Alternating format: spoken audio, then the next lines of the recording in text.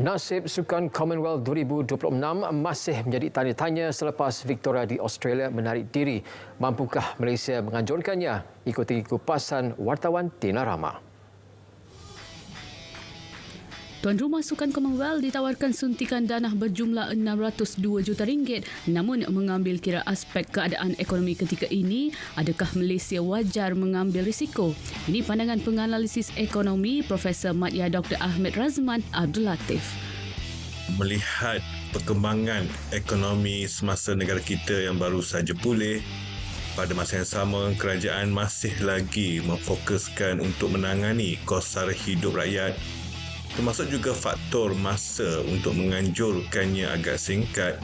Saya lebih cenderung untuk kerajaan tidak mempertimbangkan penganjuran seperti ini juga ada risikonya, seperti kemudahan sukan yang tidak lagi mampu memenuhi keperluan dan fungsi selepas penganjuran itu selesai, dan juga kos hutang yang akan mengambil masa yang lama untuk diselesaikan, dan juga kebanyakan pekerjaan yang diwujudkan semasa penganjuran itu adalah bersifat sementara saja.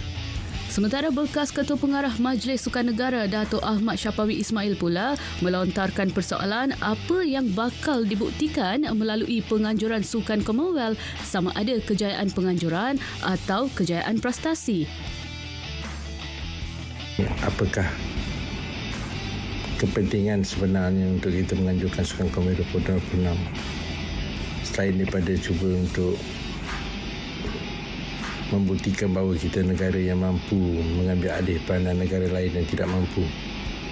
Adakah itu yang kita hendak buktikan? Strategi pada tahun 1998 lebih menonjolkan imej kita sebagai sebuah negara baru, negara bekas yang dijajah. Itulah merupakan strategi pada tahun 1998 dan kita telah berjaya buktikan. Buat masa sekarang, kita sendiri dalaman negara sendiri kita menghadapi satu proses kitaran pembangunan etnik yang tidak memihak kepada kita. Berbeza pandangan, Badan Induk Sukan Tertinggi Majlis Olimpik Malaysia MOM mengesyorkan penganjuran tamasya tersebut mengikut model pengelolaan Sukan C. Setiausaha Agong MOM Datuk Nazifuddin Najib menegaskan tiada apa yang perlu dibimbangkan dalam penganjuran tamasya itu buat kali kedua, memandangkan negara mempunyai pelbagai fasiliti yang boleh meringankan beban kewangan penganjuran. Peluang keemasan atau peluang yang bakal membebankan ekonomi negara, apakah yang akan menjadi pendirian Malaysia? Berani mengambil risiko atau melepaskan peluang penganjuran tamasya 4 tahun sekali itu? Kesemua persoalan ini akan terjawab selepas pembentangan di Parlimen minggu depan. Tina Ramah, RTM. Litar antarabangsa Petronas Sepang bakal digegarkan dengan beberapa aksi sukan permotoran tahun ini. Antara yang dijadualkan adalah siri kejuaraan Malaysia yang akan berlangsung dalam pusingan pertama pada 3 hingga 5 Mei depan. Manakala kejuaraan Sepang 1000 km Endurance Race pula akan kembali ke Sepang pada 22 hingga 24 November ini. Ketua Pegawai Eksekutifnya Azhan Syafriman Hanif berkata bagi tujuan itu pihaknya kini sedang giat melakukan beberapa penambahbaikan bagi mempromosikan perlumbaan berkenaan. This year kita mungkin akan collaborate dengan event organizer luar. So mungkin ada side event dekat luar yang mungkin akan menarik orang datang ke sini. Bukan saja orang datang ke sini untuk tengok race, tapi ada juga aktiviti yang lain yang boleh spectator buat sepanjang minggu. Beliau berharap segala usaha yang dilakukan dapat menarik lebih ramai peminat sukan empat roda hadir dalam kedua-dua acara berkenaan. Perlis United FC PUFC menafikan menarik diri daripada melengkapkan 14 pasukan yang akan bertanding dalam Liga Super musim ini. Ketua Pegawai Eksekutifnya Rozalmi Zulkifli berkata laporan berita yang mendakwa kelab itu menarik diri kerana masalah keuangan juga tidak tepat.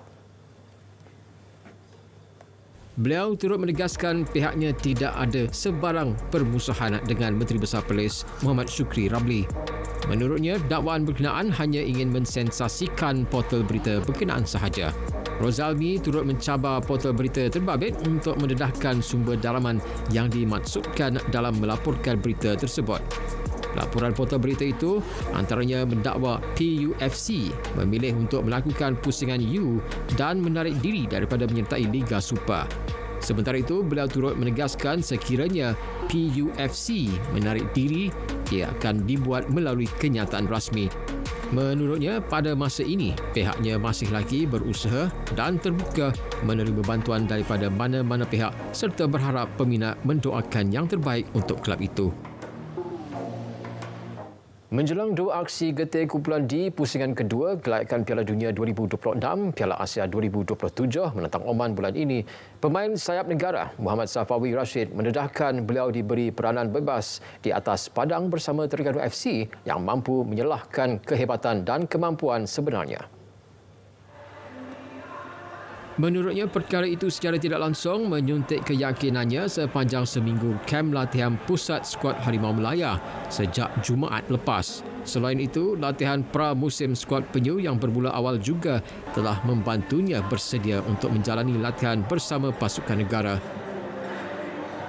Untuk kolab kali ini, saya rasa macam lain sikit sebab saya berasa dengan dekat sana, dekat Terengganu, saya macam banyak boleh buat apa yang saya nak buat, macam dalam game, macam free roll macam tu. So saya rasa dengan confidence saya dengan Terengganu training, main fitness also, saya rasa tak ada masalah bagi saya untuk merebut peluang untuk main lawan Oman nanti. Muhammad Safawi disenaraikan dalam skuad ke Piala Asia 2023 di Doha, Qatar Januari lepas, namun tidak diturunkan dalam kesemua tiga perlawanan kumpulan E masing-masing menentang Jordan, Bahrain dan Korea Selatan.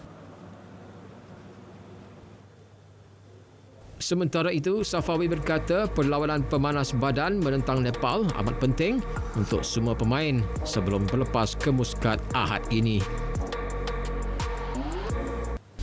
Bagus untuk kami sebab sudah lama kita tak ada match fitness, so saya rasa selepas kami ada sparring antara satu sama lain, so esok salah satu juga untuk dapatkan match fitness untuk kami semua sebab macam saya cakap tadi, lama kita tak ada match fitness, so bagi kami important game esok untuk kita dapatkan main fitness.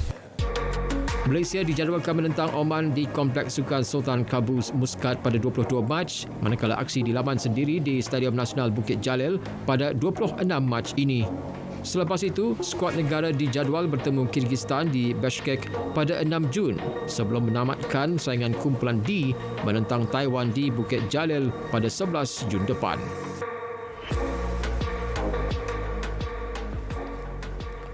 Sekian berita perdana dari Sungai Kesekara, Palestin pasti merdeka. Salam Malaysia Madani. Assalamualaikum.